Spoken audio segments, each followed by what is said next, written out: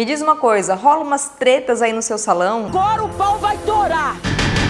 Como a gente fala, né, na nossa linguagem de salão, os bafões que você como gestor não sabe como resolver, eu tenho certeza que você já enfrentou desafios com a sua equipe. E na hora que esses problemas surgem, lá nos bastidores, às vezes a gente tem dificuldade de resolver. Se você quer saber como resolver esses conflitos com a sua equipe da área da beleza, fica aqui que esse vídeo vai servir para você. Roda a vinheta.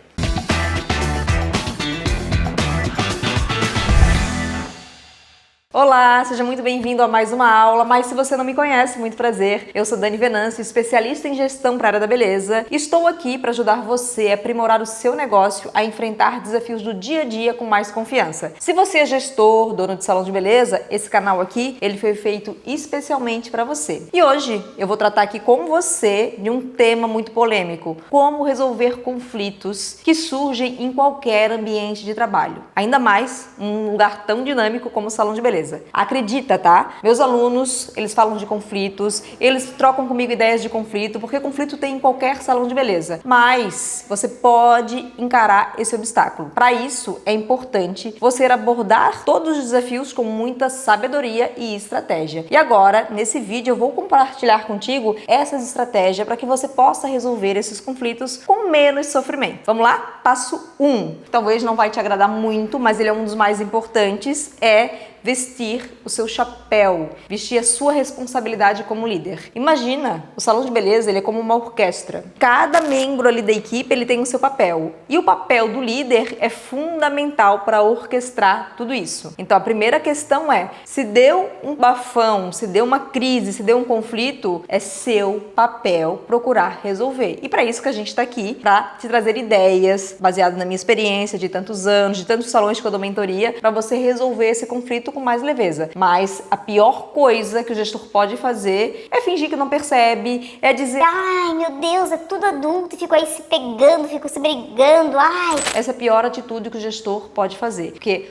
o líder, uma das responsabilidades dele é manter um ambiente de trabalho saudável, onde as pessoas gostam de estar. E a gente precisa, assim, quanto mais rápido a gente podar os conflitos, menos chances a gente dá para eles florescerem, e daqui a pouco a gente tá com uma equipe, cada um pro lado, e um salão totalmente assim desarmônico, onde as pessoas vão trabalhar pensando: ai, tem que ir lá para aquele lugar lá que tem uma energia horrível. Agora que você já sabe que você precisa vestir o chapéu de líder, a gente vai pro passo 2, que é o que resolve muitos conflitos antes de eles acontecerem, que é ter um contrato com regras. E aqui que mora o perigo, sabe por quê? Muitos donos de salão pensam assim: ai, mas eu trabalho com MEI, Dani, eu não posso ter regras. Não se faça de louca. Da onde você põe isso na cabeça, criatura? Claro que você pode ter regras. Imagina que empresa, que lugar da sociedade que funciona sem regras. Imagina se a gente não tivesse regra no trânsito, por exemplo, com relação à velocidade. Eu iria andar quantos por hora? 100, 120? Eu ia dar o máximo que o meu carro andasse. Então precisa ter regras, sim. E essas regras, elas podem ser elaboradas pelo gestor, as regras básicas como não fumar, né? Digo ali no horário, ou se fumar, como que vai fazer a higienização pós-fumar, para não ficar com cheiro, não atender o telefone na frente do cliente, não comer na frente do cliente. Sim, a gente precisa de regras básicas, gente, porque o básico, se não é combinado, ele não é básico, ele não existe. Então essas regras básicas, sujou, limpou, organização da bancada, essas regras básicas você pode fazer sozinho e apresentar para a sua equipe, mas também é bem legal construir as regras em conjunto. Eu gosto de uma vez por ano, nas reuniões de janeiro, sentar com a equipe e falar: gente, vamos organizar nossa casa para esse ano? Quais são as 10 regras que vocês pensam que ser fundamentais para o convívio entre a equipe? E depois a gente faz mais 10 regras relacionadas ao convívio com o cliente. A própria equipe sabe que não é educado ficar conversando coisas pessoais na frente do cliente. Então é uma reunião que é divertida, é uma reunião que a gente coloca ali o passo a passo e as pessoas falam as coisas. Então não fica eu ali dizendo: olha, não pode isso, não pode aquilo, não pode aquilo. Porque quando a gente para falar, você pode ter certeza que o bom senso reina. E o terceiro passo, ele tá ligado com o segundo. Não adianta em nada você criar a regra, por exemplo, não pode atender o telefone enquanto está atendendo, tá? Aí o profissional atende o telefone e você faz o quê?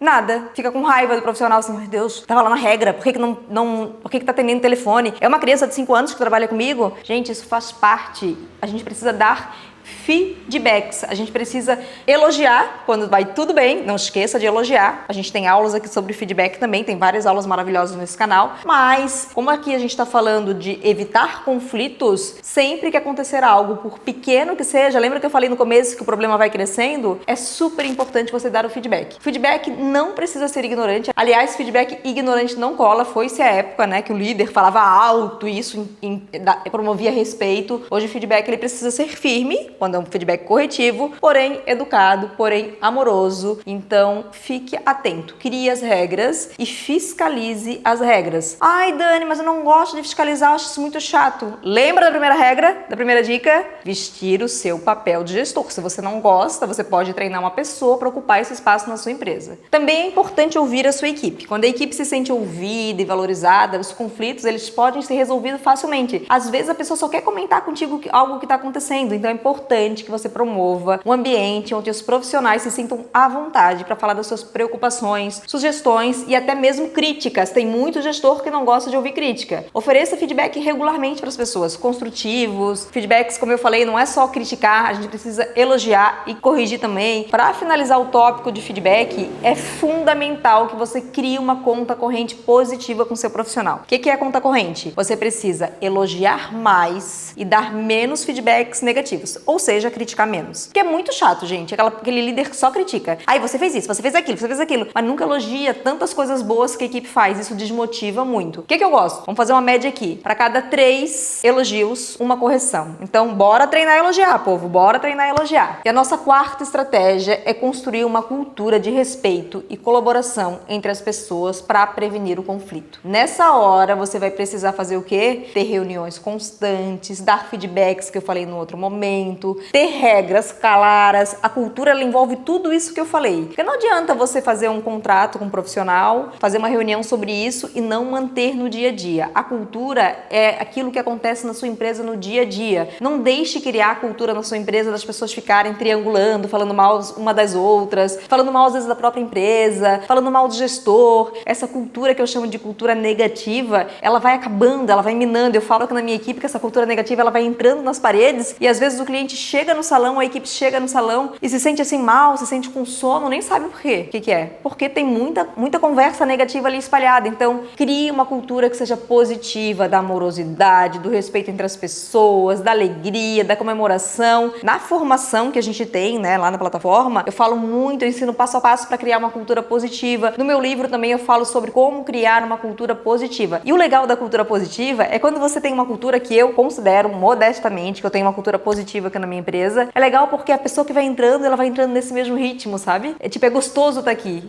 Quando eu chego aqui no salão para gravar, que hoje eu não trabalho mais no salão, né? Eu tenho uma gerente que faz que cuida do salão para mim desde 2016. Mas quando eu chego aqui eu me sinto bem. Tipo, não tenho vontade de ir embora, sabe? Às vezes eu tenho que sair 5 da tarde, eu vejo, meu Deus, são 5:30, porque é gostoso de estar aqui. Isso se chama um lugar com uma cultura positiva, com um ambiente gostoso. A última atitude, que eu tô achando todas importantes, tá até difícil de escolher qual que é mais importante, é o treinamento. Olha, preste atenção nessa frase, não tem como ter uma empresa bem-sucedida, uma equipe bem treinada sem treinar. Tem que treinar o quê? Como recebe o cliente na recepção, tem que treinar como se comporta quando tem um conflito, sabe? Assim, ó, quando tu tiver um problema, eu prefiro que tu venha falar pra mim do que tu fale pra recepcionista, do que tu...